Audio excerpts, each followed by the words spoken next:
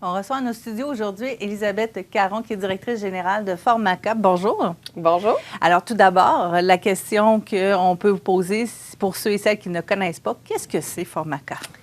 Alors oui, Formaka, c'est une entreprise adaptée. Donc, c'est une entreprise manufacturière qui a une mission sociale.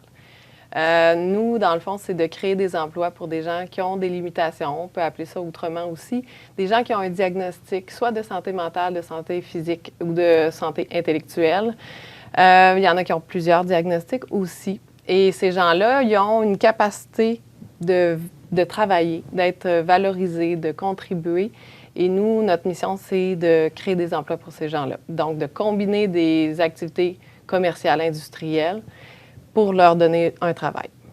Il y a ça, mais vous avez aussi des intervenants sur place. Donc, c'est une entreprise un peu différente. Oui, c'est une entreprise différente, effectivement, en raison de sa mission. Donc, on se doit d'être organisé différemment, d'offrir des services différents pour nos employés. Donc, on est vraiment dans une entreprise qui peut ressembler, il y a vraiment des parallèles à faire avec l'entreprise régulière, mais c'est un contexte vraiment adapté. Donc, on a des horaires de travail plus souples, on a des intervenants sur place, on a des intervenants aussi qui viennent de l'extérieur pour aider nos gens.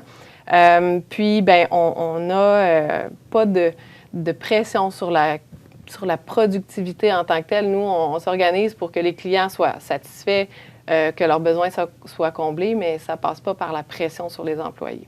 Pour les employés, quand on entre, on voit qu'il y a le sourire aussi. Donc, ça fait du bien là, de se sentir utile puis de travailler, mais aussi l'ambiance est bonne. Bien, les gens sont reconnaissants d'avoir cette chance-là de travailler, en fait, parce que les gens qu'on a, qu'on dessert, bien, en fait, ils ont toute leur histoire personnelle et plusieurs d'entre eux ont vécu des échecs, ont vécu des difficultés. Donc, de se retrouver dans un milieu dans lequel ils peuvent contribuer et se sentir en sécurité, bien, ça se ressent par l'expérience qu'ils ont eue du passé. Ça, c'est le côté humain de Formaka, mais il y a le côté industrie aussi. Donc, vous produisez, vous êtes rentable, ça va bien de ce côté-là aussi. Oui, effectivement. On a des impondérables du côté industriel, comme n'importe quelle entreprise. Donc, c'est vraiment de combiner les deux volets, le volet humain qui est au centre et le volet industriel. Donc, les clients, ils ont des impératifs, ils ont des dates à respecter. Donc, de ce côté-là, bien, on s'assure d'offrir de la qualité, des délais, des prix compétitifs. Et on œuvre dans 2 secteurs d'activité, en fait, le secteur du bois et le secteur de la sous-traitance industrielle. Donc, il y a des clients qui sont clients des 2 sections, d'autres d'une seule des 2 sections. Puis, en fait, c'est dans la section du bois, c'est vraiment tout ce qui est en lien avec le transport de leurs produits, des matières, en fait, d'expédition. Donc, on a des certifications pour que les clients puissent expédier à l'étranger. Puis, on fabrique toutes sortes de produits d'expédition qui correspondent aux besoins des clients. Des dimensions spécifiques, des particularités vraiment en lien avec leurs besoins.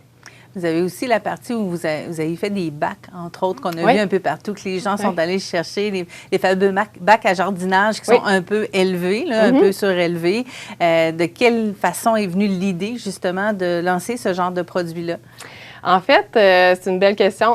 On a les 2 volets, mais on a aussi quelques produits maison, dont le bac à jardin, des composteurs et aussi des piquets d'arpentage. On peut voir ici. Oui, on peut les voir justement. Bien, en fait, ça vient de cette idée-là. Donc, c'est de la pandémie, en fait, on s'est dit on va faire des jardins pour nos employés.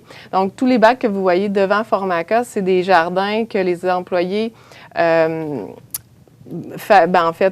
animent, là, si on veut, s'entretiennent. Alors, c'est sur une base volontaire, on met à la disposition des bacs, on fournit les plans, tout ce qui est la préparation. Et c'est de là qu'est venue l'idée. Donc, on a conçu nous-mêmes en étant tout installé pour faire ces produits-là. On a conçu cette jardinière-là, puis on a eu des demandes en lien avec des clients qui sont venus voir, puis on a commercialisé un petit peu, mais ça reste de la commercialisation très locale, là, donc c'est vraiment du bouche à oreille, un peu de réseaux sociaux. Et entre autres, vous en retrouver dans certains commerces, devant certains commerces comme le Saint-Hubert, Au jardin, justement, de la ville, il y a des bacs comme ça, à quelques endroits, dans des garderies, des CPE. Donc, ça se fait un peu dans cette optique-là. Si on regarde pour la sous-traitance industrielle, il y a beaucoup, justement, de gens qui ont levé la main, qui ont dit « Oui, nous, ça nous intéresse. » Vous avez beaucoup de partenaires de ce côté-là. Là. Oui, on a des clients. Bien, en fait, les entreprises de la région sont pratiquement tous clients de chez Formaca, soit pour un des deux volets ou les deux. Le côté sous-traitance industrielle, c'est très souple comme concept, dans le sens que ça peut être de l'assemblage très simple, comme des cellules en tant que telles d'assemblage. Alors ça, c'est un concept qui n'est pas tout à fait, pas 100% connu, en fait, parce que souvent, on pense à la sous-traitance, à des petits assemblages simples.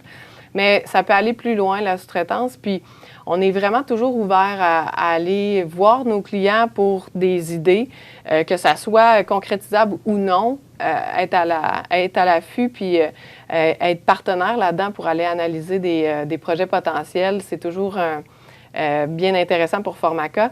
Donc, je vous donne un exemple de sous-traitance un petit peu plus poussé.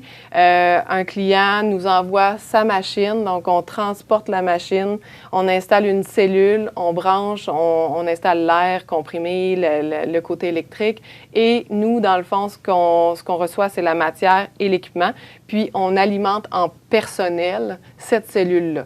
Donc, on peut travailler jusqu'à ce niveau-là de sous-traitance industrielle. C'est très valorisant pour les gens. Entre autres, on le fait avec Garant. Donc, les gens fabriquent des produits indirectement qu'ils ne fabriqueraient pas en temps normal. Mais qu'ils voient sur les tablettes après, oui. Là, ils voient leur travail. Tout à fait.